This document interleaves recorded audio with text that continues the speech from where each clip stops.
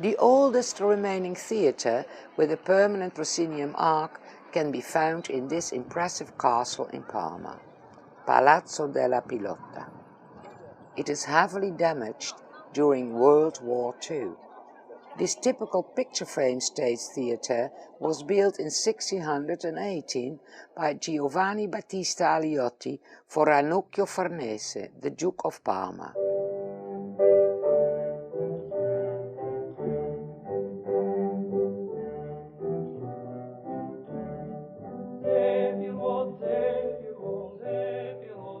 The wooden coach armour of the Farneses is placed above the entrance gate of the theatre.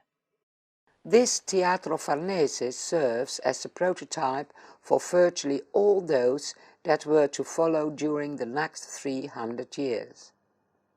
So this is the oldest proscenium arch of Europe.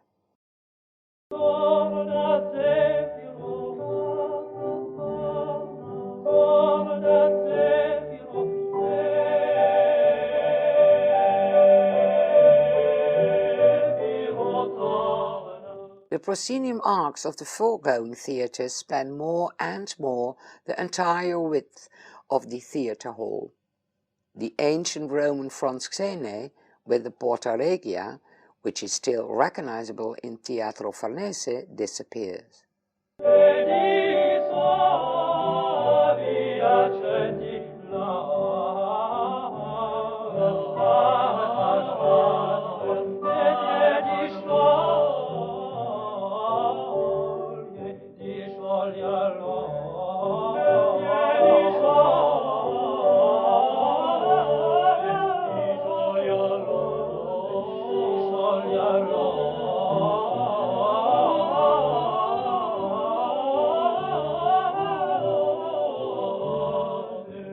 The stadium-like auditorium has a seating accommodation for 4,500 spectators. Farnese is a conventional court theatre. Orchestra and auditorium are U-shaped.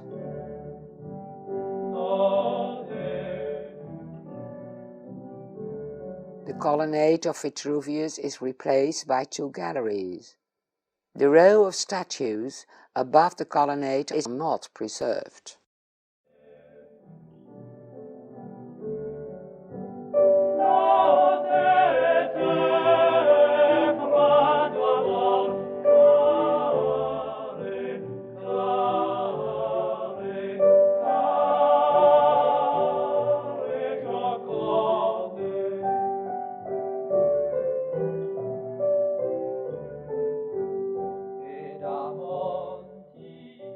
Aliotti, the designer of this theatre, was the first who made use of movable wings.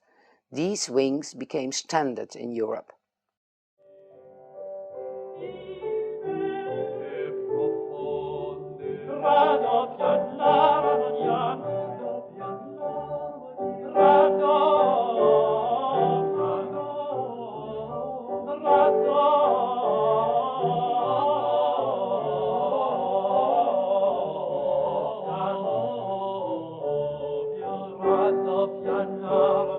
In this way, the candlelight could be dipped.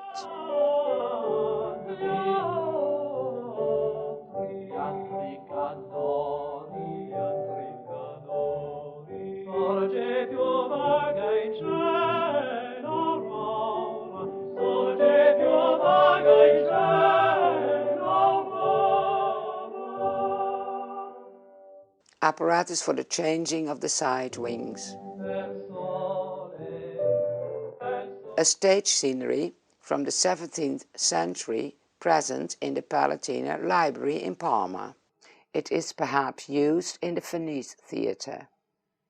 In those days, such strict symmetrical perspective stage sceneries could not only be seen in theatres. With this arched vista of Palazzo Te in Mantova, a stage scenery seems to be turned into a reality.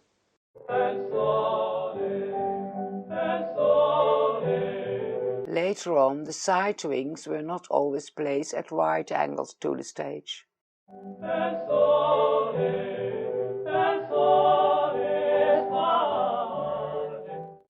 1892 again, this new Amsterdam theatre with oblique angled side wings is burned down.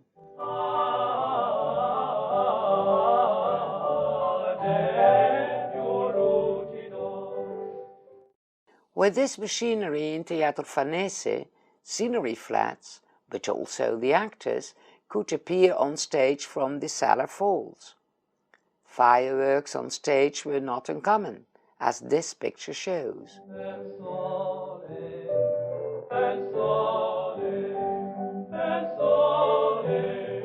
Not only from the cellars, one could expect all sorts of things. Many pieces of apparature were devised to let clouds move. On these moving clouds, even actors were placed.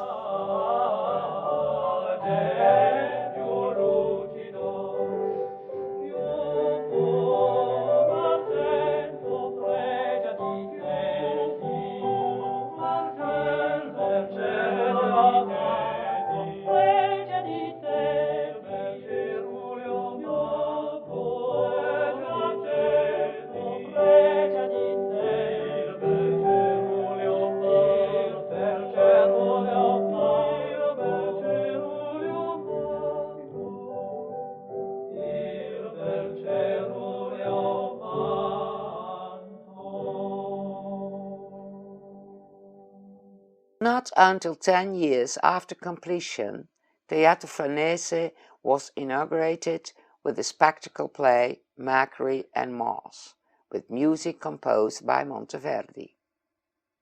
This grandiose happening was not only enacted on stage, but also in the orchestra, where a kind of tournament was held in which 40 horsemen participated.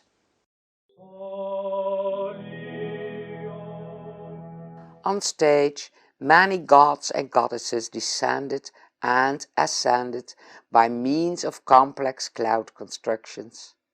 Venus, with little cupids seated at the star points, came down with this two-folded star construction. Towards the end, the show reached a pinnacle, when the whole orchestra was flooded. This made it possible to carry out a kind of naval battle between, among other things, 6 dolphins mounted by knights.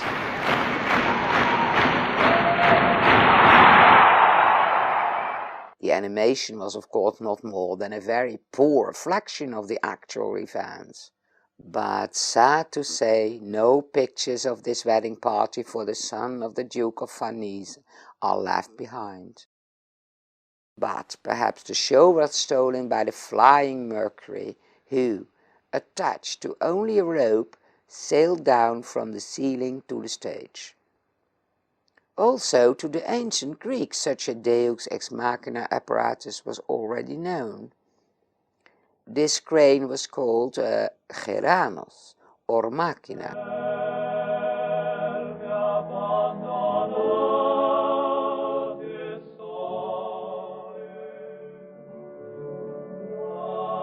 In Teatro Farnese it may have looked a little bit like this.